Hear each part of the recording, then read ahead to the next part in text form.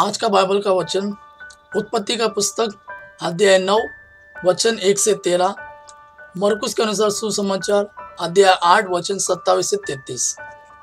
उत्पत्ति का पुस्तक अध्याय 9 वचन 1 से 13। ईश्वर ने यह कहते हुए नूह और उसके पुत्रों को आशीर्वाद दिया, फलो फूलो और पृथ्वी पर फैल जाओ। पृथ्वी के सभी पशु, आकाश के सभी पक्षी, भूमि पर रेंगने वाले सभी जीव जंतु और समुद्र की सभी मछलियां, इन सबों पर तुम्हारा भय और आतंक छाया रहेगा। ये तुम्हारे अधिकार में है। हर विचरने वाला प्राणी तुम्हारे भोजन के काम आ जाएगा। मैं हरी वनस्पतियों के साथ ये सब तुम्हें दिए देता हूँ, किंतु तुम वह मांस नहीं खाना जिसमें प्राण अर्थात रक्त रह गया हो। मैं तुम लोगों के रक्त और जीवन का बदला चुकाऊंगा। मैं प्रत्येक पशु को उसका बदला चुकाऊंगा और प्रत्येक मनुष्य को उसके भाई के जीवन का बदला चुकाऊंगा। जो मनुष्य का रक्त बहाता है, उसी का रक्त भी मनुष्य द्वारा बहाया जाएगा, क्योंकि ईश्वर ने मनुष्य को अपना प्रतिरूप बनाया है। तुम लोग फलो फूलो, पृथ्वी पर फैल जाओ और उसे अपने अधिकार में कर लो।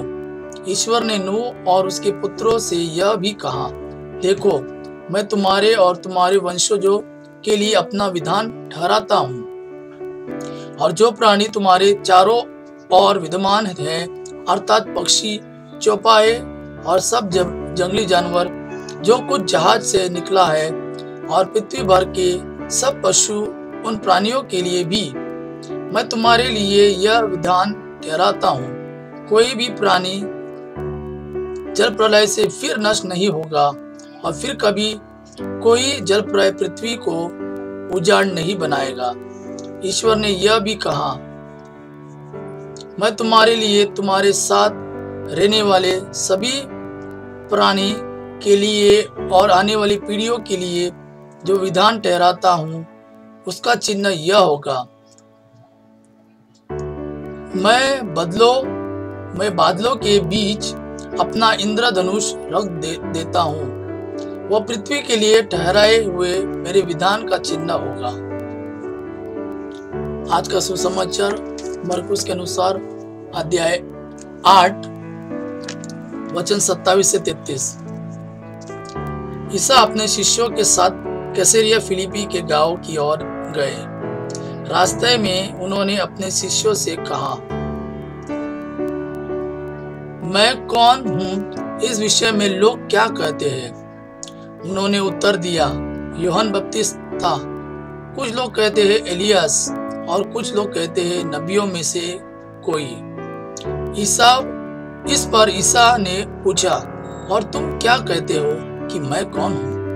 पेतरुस ने उत्तर दिया, आप मसीह हैं। इस पर उन्होंने अपने शिष्यों को कड़ी चेतावनी दी कि तुम लोग मेरे विषय में किसी को भी नहीं बताना।